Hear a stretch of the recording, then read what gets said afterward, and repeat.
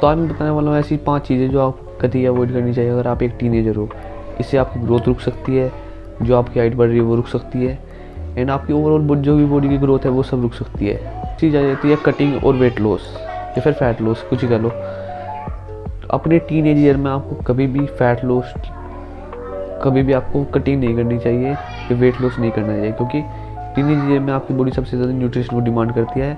अगर आपकी maintenance calories 2300 है, अगर आप उससे कम 200-300 कम खा रहे हो बिकॉज ऑफ फैट लॉस या वेट लॉस करने के लिए, लाइक आप सिर्फ 1900 या 2000 कैलोरीज खा रहे हो, इससे आपकी बॉडी सर्वाइवल मोड में चली जाएगी रेदर देन ग्रोथ मोड।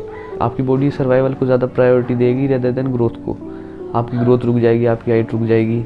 इसलिए अपने खासकर अपने टीनेज ईयर में आपको अपनी कैलोरीज कम से कम 200-300 और फालतू ही रखनी चाहिए।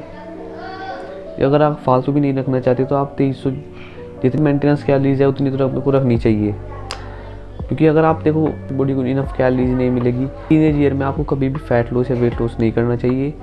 एक बार आपकी ग्रोथ पूरी हो जाए, आपको लगे कि आपकी हाइट नहीं बढ़ रही है, लाइक 19-20 के में ज़्यादातर बंदों की ग्रोथ प्लेट्स बंद हो जाती है या फिर उनकी हाइट बढ़ना बंद हो जाती है, देन आप फैट लॉस कर सकते हो, वेट लॉस कर सकते हो, क्योंकि आपकी जितनी भी ग्रोथ होनी थी वो हो चुकी है। वेट लॉस कर सकते हो, उसमें कोई भी दिक्कत नहीं आएगी।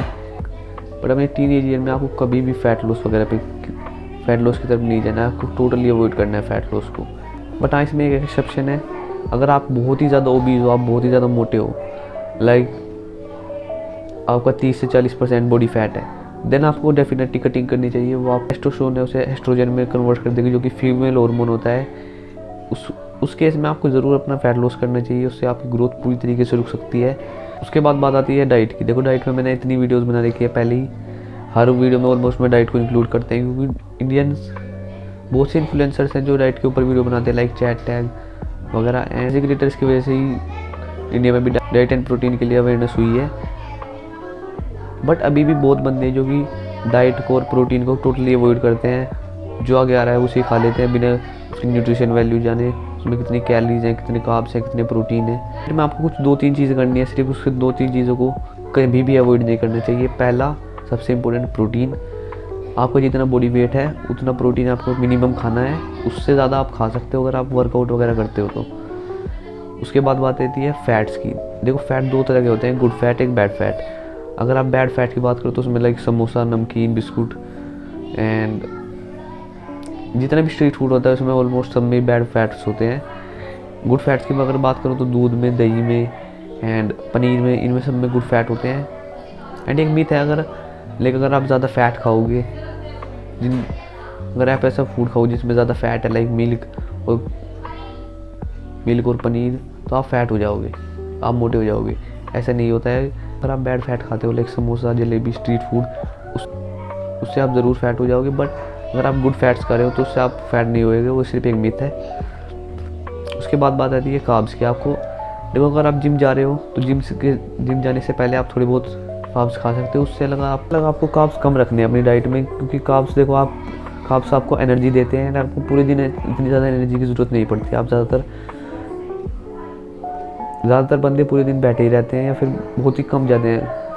अगर वो वर्कआउट भी करते हैं तो दिन में बस एक ही बार जाके वर्कआउट करते हैं। उससे पहले आप कार्ब्स खा सकते हो, वरना उससे अलग आपको कार्ब्स जितना हो सके उतना कम रखने हैं। प्रोटीन के ऊपर मैंने पहले एक वीडियो बना रखी है, जिसमें आपको 4-5 इंडियन फूड बता रखे हैं जिनमें सबसे ज़्यादा प्रोटीन होता है। अगर आप वो वीडियो देखना चाहते हो तो देख सकते हो। देन अगली चीज़ आती है जो कि आप टोटली अवॉइड करनी चाहिए, वो है किसी भी तरीके का एल्कोहल, स्मोकिंग या फिर टबैको।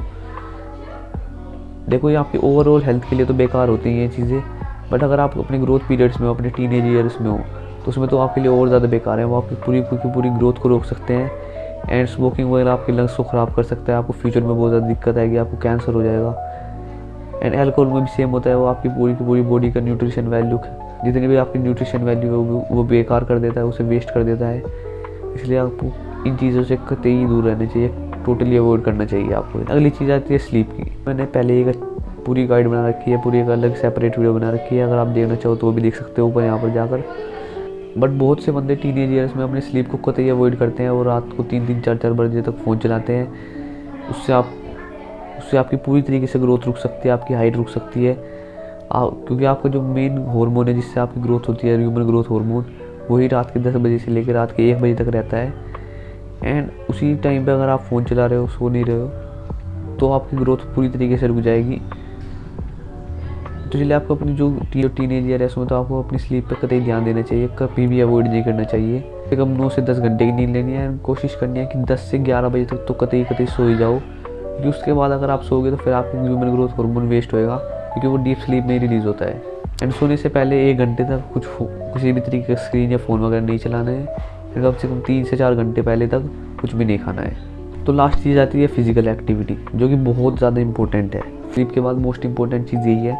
अगर आपकी बॉडी को कोई रीज़न ही नहीं मिलेगा ग्रोथ के लिए, तो वो ग्रोथ नहीं कर पाएगी। अगर आप पूरे दिन घर पड़े रहते हो एंड अपने कम से कम 5000 स्टेप्स मिनिमम है, जो कि वो भी नहीं करते हो, तो आपकी बॉडी को कोई भी रीज़न नहीं मिलेगा आपको ग्रोथ देने के लिए। अगर आप 5-5 किए तो आप 5-5 ही रह जाओगे, ज़्यादा से ज़्यादा 5-6 तक हो जाओगे। तो अपने रूटीन में आपको फिजिकल एक्टिविटी इंक्लूड करनी है, कम से कम 5000 स्टेप्स। कम से कम कहा है मैंने, कम से कम 5000 स्टेप्स। वैसे तो आपको 10,000 करने चाहिए, बस शुरुआत के लिए 5000 कर लो, फिर प्रोग्रेसिवली ओवरलोड करके आप 10,000 तक कर सकते हो। उसके अलग आप होम वर्कआउट, जिम या कैलिस्थेनिक्स कर सकते हो, जिससे आपकी मसल ग्रोथ हुए। बाद में जब आप 19-20 साल के हो जाओगे, आप फैट लॉस करके ईजिली इनसेन रिजल्ट देख सकते हो, क्योंकि आपने अपनी बॉडी को 3-4 साल से ट्रेन किया है अपने टीनेज ईयर में। जब आपकी फ़ैट, जितने भी आपके ऊपर फैट है, वो आप लूज़ करोगे 19-20 की उम्र में, तो आपको इनसेन रिजल्ट दिखेंगे। आपकी पूरी बॉडी श्रेडेड होगी एंड मसल्स से होगी। हाइट ग्रोथ के लिए स्पेसिफिकली या ग्रोथ के लिए बताऊँ तो सबसे बेस्ट एक्सरसाइज है स्प्रिंटिंग, क्योंकि उससे आपकी ग्रोथ हार्मोन बहुत ज़्यादा रिलीज़ होता है, 700% कुछ रिलीज़ होता है। एंड वो एक फुल बॉडी वर्कआउट है, लाइक उसमें पूरी बॉडी यूज़ होती है, पूरी बॉडी यूटिलाइज होती है। तो आई थिंक बेस्ट एक्सरसाइज है for growth. So that's it for the video. मिलते हैं नेक्स्ट वीडियो में।